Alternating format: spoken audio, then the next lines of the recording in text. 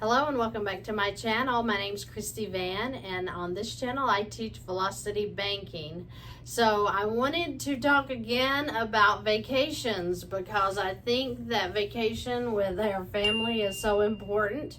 And especially if you have little kids, you know, you don't want to go to Disneyland when they're like so young they won't remember it, but you do need to do something, even if it's just go to the creek, spend some time with them, catching crawdads or whatever you want to do with your children, but just make memories. And so this video is just sharing a little bit about how we can have very nice vacations and not feel the crunch when it comes to paying for them. So in this vacation, I actually did some figures. Because I have been to the major cities and I have done Orlando, stuff like that, and I wanted to share with you what my idea of a good time is and how easily it can be paid for without any stress on your finances. So to go to Orlando, New York City, even Myrtle Beach, I mean, come on, if you're doing anything during the spring break or around that time, you're going to be paying about $360 for a room. Now that's high, but that is a good rate on a room, a nice room, and you could get cheaper. I mean, I've heard somebody went to New York City last week and they paid $100 a night for their room, and they had a great time, and they were able to do all of the shows that they wanted to because they saved money on their rooms. I'm just giving a guesstimate of what I would pay if I were to go off on vacation. So for 4 nights, you would pay $1,440, $350 for 4 shows, $1,400. Now this could be really high. I have just figured a vacation for 2 people in, say, New York City or an expensive city. But, you know, you could take a family of 4 and spend this money and have a great time somewhere, even if it's a campground. I mean, there can be great times had for $3,740 on a trip. So the $350 times 4, that would be 2 people probably hitting a Broadway show, something like that. But if you're going to Universal or to Disneyland, this might be for some tickets to get into some things. Not sure exactly how that would run, but let's just pretend that we're going to Broadway shows, okay? Then you would need $100 for a double-decker bus, say, and I think that would be for 2 days. They do that. Then your car gas for the drive up there would, say, be $250, and then you'd have to pay some tolls, so that'd be about $50. And then your food, of course, $500 for 4 nights and 5 days. That's pretty expensive. We all know we can get by with less than $500 for 4 or 5 days. But like I said, just figuring high here. So we're at a total of $3,740. The total income is $3,200 a month, and it's $500 cash flow. If you make more than $3,200 a month and have a better cash flow, then good for you, because this would be no problem at all for you. But we just get stressed about vacations because we're like, well, we just don't have the money to pay our bills, so we don't need to be spending money to go on vacation.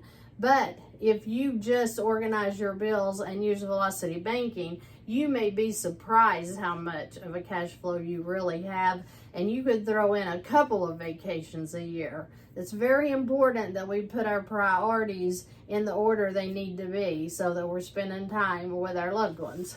So if the vacation was $3,740, your income is $1,500 I put in here because let's say you needed to keep cash payments out for rent, mortgage, or car payments, whatever. So I'm just putting $1,500 in this $3,740 vacation. This can be a $4,000 credit card that you have that I'm using. A line of credit, it doesn't matter. Just as long as you can charge on this card to put all of your expenses that you're going to have here. So after you put in the $1,500, you're at $2,240. I even figured the interest at 24.99%. I'm not cutting any curves here. I really want to see what this trip is going to cost us to get done with it, be done with it, and be ready for the next vacation. So there's going to be $1,000 in expenses come out, and then this is your interest charge, $76.80. That's on the $37.40. You're not going to pay that much in interest a month. I'm figuring it high here. So you would take your high balance plus your low balance, divide that by 2, take it times your interest rate, which on here I have 24.99%. Divide that by 365 if you want to know what you're paying a day in interest. But if you want to know a month, just divide it by 12. It's $76.80. Approximately, like I said, this is high. The bank will figure on an average daily balance. I am just figuring on the high, okay? So your balance would be at $33.16.80. Then month 2, you'd throw your income in again, bringing your balance down to $1860.80. Your interest and expenses would be $1,061.61. Now remember, $1,000 was the expenses, and your interest is down to $61.61 because as your balance comes down, your interest charge comes down. You're now at $2878.41. If you continue on with this plan, income in, expenses out, in 6 more months, you would have this wiped out. So it would be paid off in less than 9 months. So I hope that this helps you all to relax. Plan a vacation, relax. We all need some time away. There's nothing wrong with it. There's nothing with feeling bad because you're taking some money to spend some quality time with your family, maybe doing some things you've never done before. And that makes the memories, and when we're older and our children are grown, they can look back and remember that we took time to spend with them. Even if it cost us $3,740 for a great vacation, 4 or 5 days, it's paid off in 9 months. You get 3 months to breathe, apply your cash flow to whatever else you want to, and then turn around and do it again next year, or do it in 9 months, whatever you feel like doing. Not everyone's going to agree with this, and I understand that. If you have other priorities, if you are doing other things with your money, you're investing, whatever you want to do it. I'm not going to be mad at you. I make suggestions.